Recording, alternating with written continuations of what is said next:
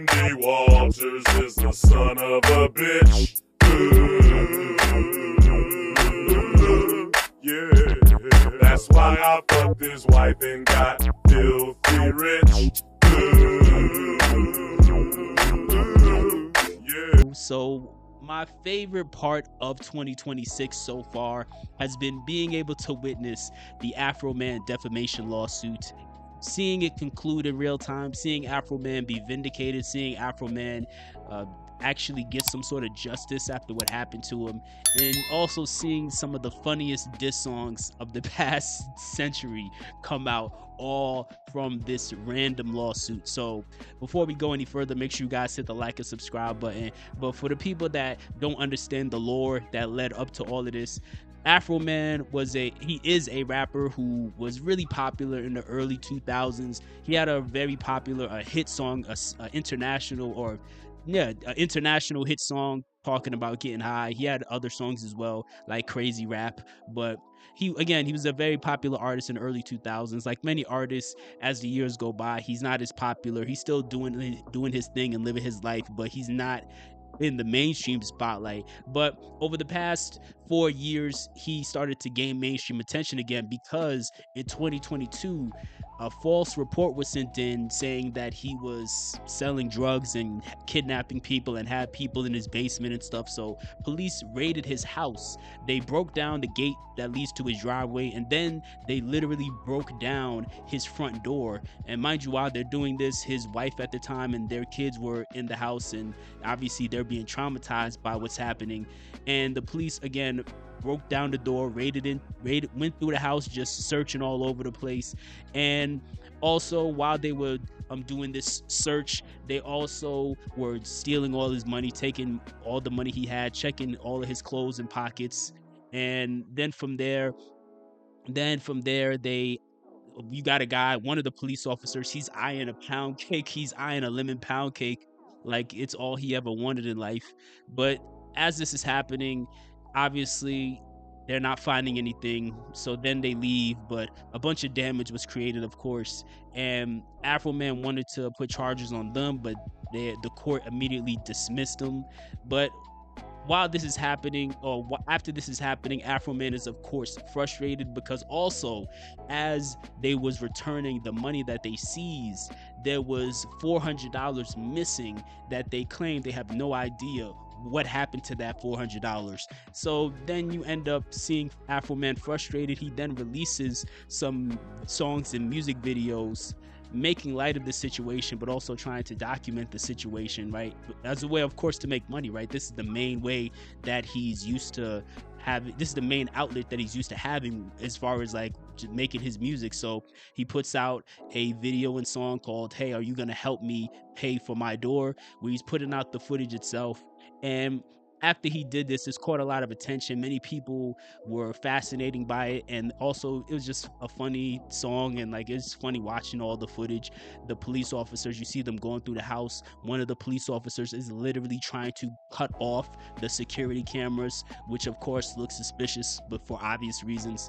And because of this, the police officers then filed a lawsuit against Afroman themselves, because they're claiming that he caused so much humiliation and damage and all these other things, defamation, and they were suing him for tens of thousands of dollars.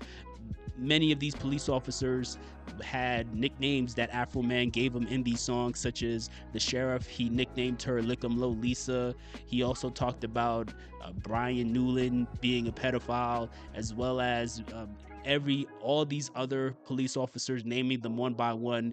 And you're seeing the police officers in these depositions claim that they were victims somehow. And what I really liked is the fact that Afroman didn't back down with this defamation lawsuit. He fought against it. Him and his lawyers, they fought against it, because this meant a lot to free speech, right? Because essentially, if the police officers had gotten their way, this basically would have been a scenario of them being blatantly corrupt and then punishing you for holding them accountable to any extent, because all Afroman was really doing was making a song to try to make some money from it so he could fix the door that they damaged, and so he can recover the money that miraculously went missing, even though obviously they're the ones that stole it and just want to play dumb like they don't know who stole it.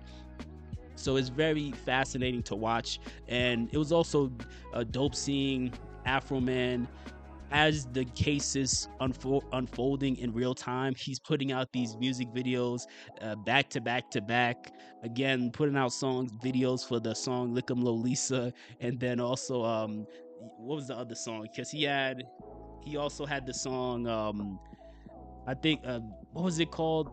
Brian. I'm looking it up in real time right now because again, the song titles were very long.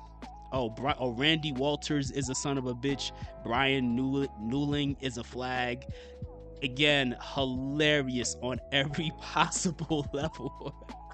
Again, the song that originally came out 3 years ago, again, that one was called Lemon Pound Cake. Another one was called Will You Help Me Pay for My Door? And I like the way he was going about these diss records. Also, he talked about Shawn Grooms, aka Shawn Grooming Grooms, and he also exposed real facts about these police officers. Like the things he was putting in these diss songs were not just a bunch of like mean random accusations. No, like he was actually putting in the diss songs stuff that many of these police officers got caught with, including a police officer who was uh, literally arrested for being a pedophile, as well as these other officers who had their marriage fall apart, but then they try to blame Afroman for the marriage falling apart. It was also hilarious seeing that officer Randy Walters in court not wanting to admit if he knew if Afroman had sex with his wife or not. And you're seeing all this play out in court. You're seeing people in the courtroom look like they're holding back laughter. And I do like the fact that Afroman made the diss records very long, mainly because he knows, him and his lawyer, they know that these videos are literally going to be played in court, which it makes it that much funnier that he chose to make it these long, comedic, sort of lighthearted videos mocking the police officers while also still infusing facts into the content. And to see him actually be able to get his justice, because the jury ruled in favor of Afroman, so he won the lawsuit. And again, you're seeing police officers allegedly wanting to appeal it. I don't know how you would be able to appeal something like this, because I can't see a scenario where they possibly could win, because again, you're talking about corrupt individuals wanting to punish somebody who was in a position to have them be held accountable to some extent for their corruption. Because again, if they didn't do what they did, it wouldn't have gotten to this point. If they didn't sue him, it wouldn't have never gotten to this point. That's the even funnier part. They were so evil and crooked and used to getting their way that they unintentionally helped reintroduce Afroman to the mainstream audience, and also inspired Afroman to produce some of the funniest diss songs that we've seen in hip hop history. Like, absolutely hilarious, man. But let me know, were you surprised that Afroman won the lawsuit? And do you believe that this is a major win for freedom of speech?